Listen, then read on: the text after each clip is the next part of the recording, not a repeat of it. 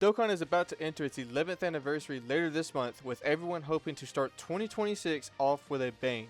With speculation going on around who will be the headlining the anniversary, I wanted to see it throughout the year for 2026. This year could be a different time for not only Dokkan Battle, but also Dragon Ball as a whole, as the big Dragon Ball event, the Genki Daimotsuri, is already confirmed multiple projects coming to the franchise. But with this stuff in mind, let's see if we can put together a great year for Dokkan Battle.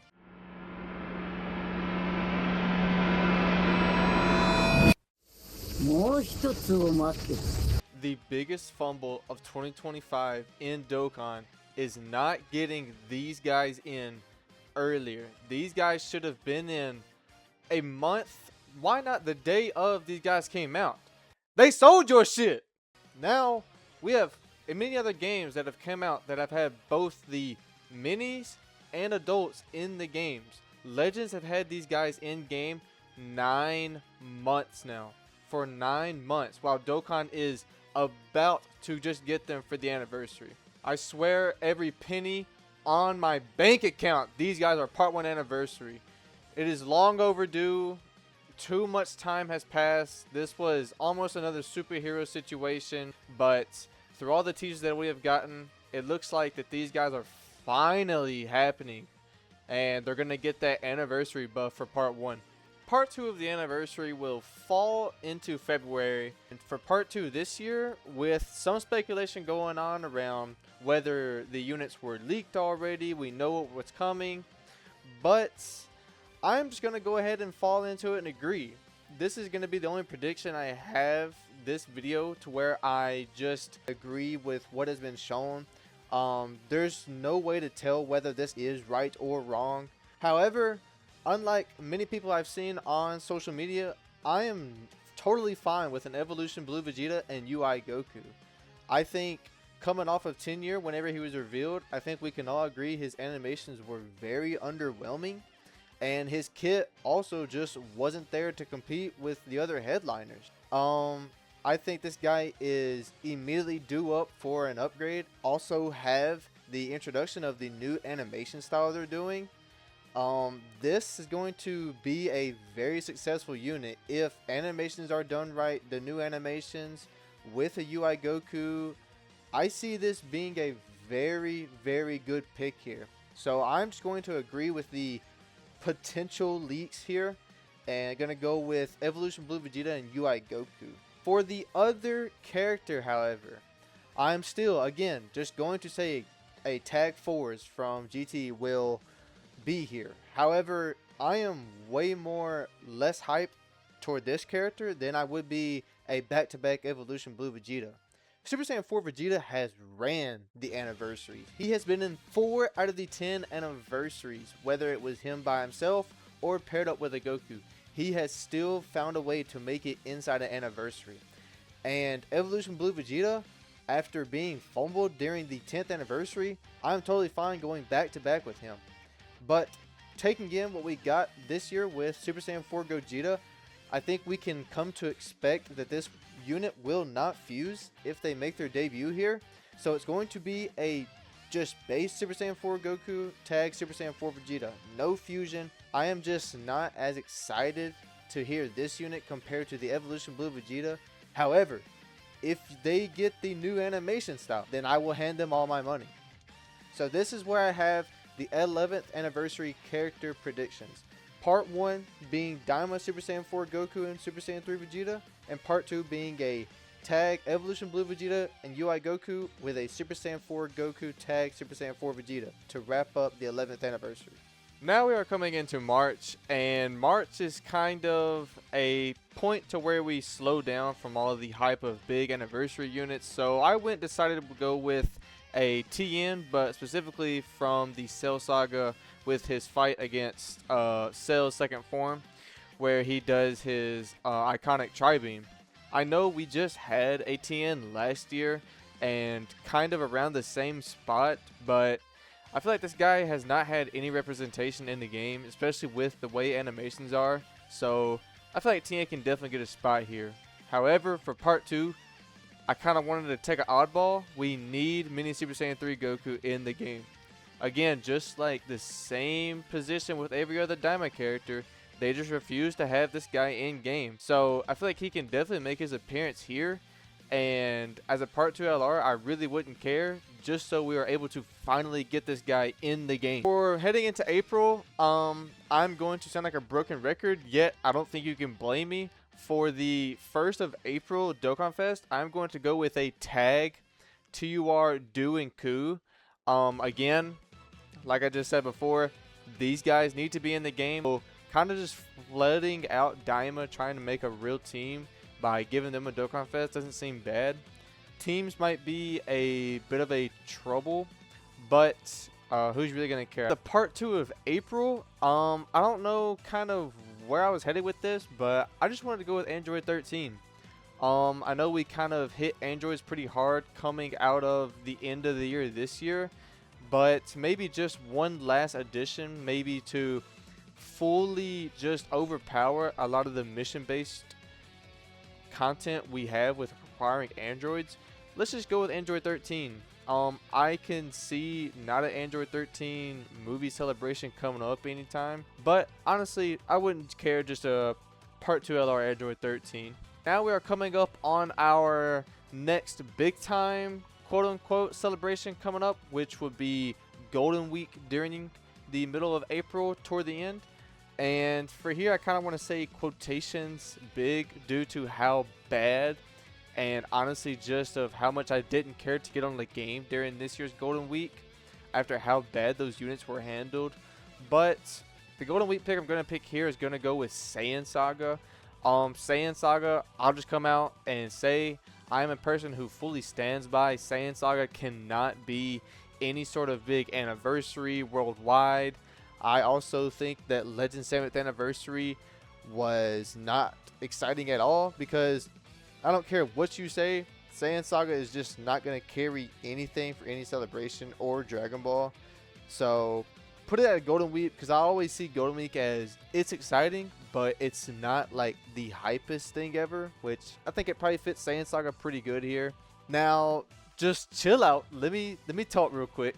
For the Part 2 LR of Golden Week, I'm going to go with LR Turles.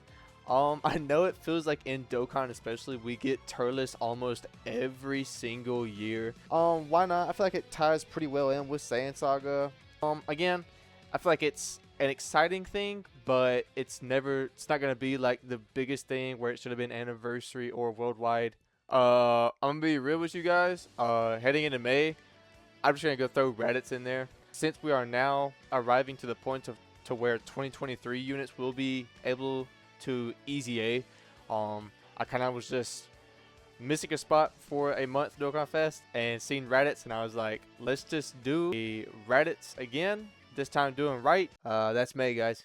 Now we're heading into the end of May, wrapping up into June, which is arguably probably more exciting, or if not as exciting than Anniversary. We have arrived at the worldwide celebration, or otherwise known as this year the global download campaign. I'm just used to calling it worldwide. The recent teasers for 11th Anniversary have knocked out Saiyan Saga and Namek.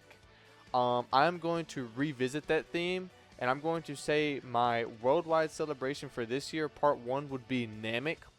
So we are definitely due up for a new Namek, Goku, and Frieza. Namek has not been touched in a minute. Easy A's for the 2021 worldwide Namek units were a bit controversial. A lot of people said they didn't get done justice right. They were just okay, you know, but Namek, Goku, and Frieza with these new animations does sound really good. Part 2, I would lead into Resurrection of F. I feel like this movie is a toss-up among a lot of people. People don't like the art style, the 3D they added in it. However, for this whole theme of worldwide, we're going simply against Goku versus Frieza.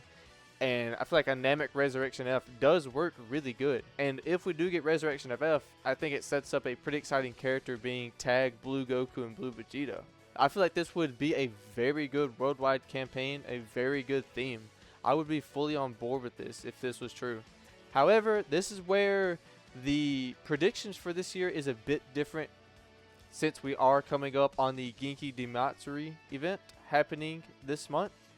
and this could change the whole landscape of Dragon Ball. If the grace of God is upon us, he will bless us with Dragon Ball Super 2, which means we can fully access the Moro and Granola arc. And I just want to come out and say, I do think whatever we get revealed Dragon Ball project wise coming up soon will not probably be adapted until maybe late August, September, if we're that lucky. I fully think it's going to be this year, just not, they're going to come out and announce the Dragon Ball Super 2 first episode coming out in February, but that's just not going to happen. However, if does, I think this would be an amazing slot to say Moro could be debuted here. I feel like the Moro arc is one of the best arcs out of Super, especially, and this would totally be a W worldwide celebration, as it's just new forms, new characters. It would just be amazing. And it doesn't stop there, because recently, due to this year, we have another LR added on during the TDC campaign. This pick, I feel like, is a pick everyone is looking forward to. I think the end of August, what if we get our finally anticipated LR Kid Buu here? It boggles my mind that the main antagonist of Dragon Ball Z has yet to been represented properly in this game. He does so much stuff, he could probably have 3 LRs released at the same time. I feel like this year definitely has a pretty good chance with being Kid Buu appearing. We could lead into the Part 2 unit following Kid Buu, be a Super Saiyan 3 Goku tag Super Saiyan 2 Vegeta, tie in the Spirit Bomb. This character is one of my most wanted since tag has been announced, and when this unit comes, it is immediate top grossing from the announcement. Coming down to September, I'm going to try and save people some money. I'm going to keep spamming tags, and with the September Dokkan Fest, I'm going to go with a tag 17 in Frieza from the Tournament of Power. This episode in Super low-key has some banger animation. I also feel like they need to represent Frieza from the Tournament of Power better after what the trash they gave us during the 10th year of the Frieza Goku tag. That character should not have been released. However, that's another topic for another day. And the Part 2 LR I want to back off of this would be a Topo. This is probably a skip for most of people, but Topo, let him stunt a little bit. All right, like I probably would throw stones at it. I'm just gonna say a Topo and 17 and Frieza little monthly celebration. That ain't too bad to me. Coming up on October, I'm gonna go with a Deborah. I think he could be a pretty cool card if giving him like his spit attack with his stone. I think it'd be pretty interesting. However, I mainly went with Deborah because I knew the Part 2 LR I wanted here for October. I wanted Majin Vegeta here.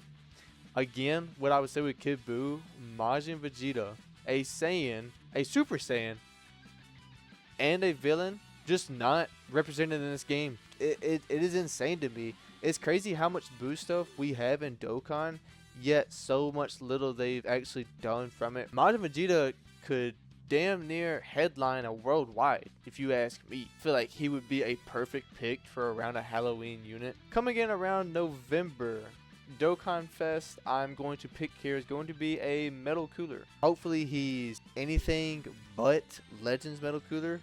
This guy, even during the 2022 worldwide, I feel like his LR was kind of underwhelming. I feel like they could do a lot better with Metal Cooler, given animations, whole kit wise. Metal Cooler is a pretty interesting character. Yeah, I just feel like they can do a better job than they did with 2022. And again, I will say I went with Metal Cooler because I know the Part 2 LR I wanted that ends up being the Christmas LR, a tag Goku and Vegeta from the movie.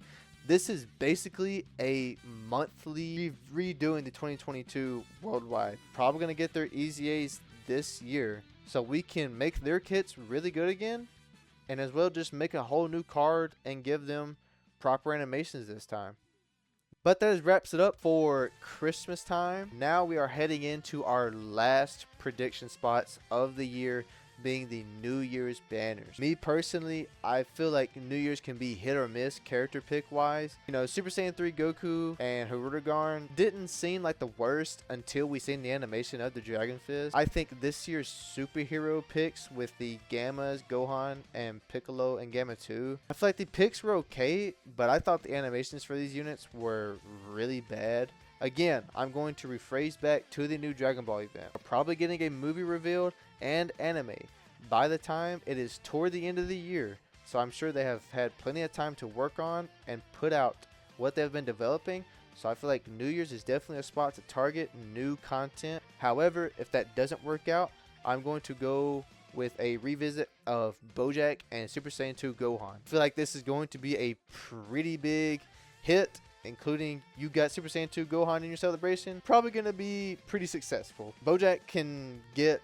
I don't know, maybe 5% of revenue spent during the celebration, but I really just want a Super Saiyan 2 Gohan here. And that is going to wrap up my character predictions, celebration picks for 2026. Again, I feel like this year is going to be pretty difficult to pinpoint and narrow down character selections due to the big Dragon Ball event coming up soon. We are all hoping for a new Super 2 announcement. We are probably going to get a new movie. I just hope that's not all that's confirmed. If this is a Super remake, is this a flop?